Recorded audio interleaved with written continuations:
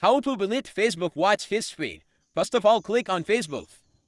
After that, click on top right corner of profile pic. Now, click on setting on top right corner with search bar options.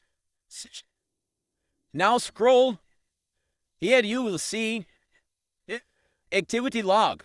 Your activity, and in your activity you will see activity log. Click on that. After that, you will see archive, trace, activity history, public post, public text, live videos. Now scroll on left.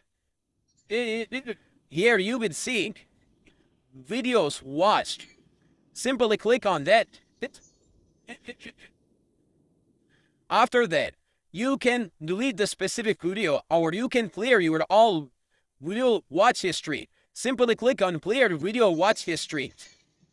Now click on clear.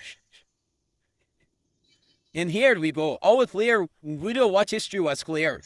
Thanks for watching.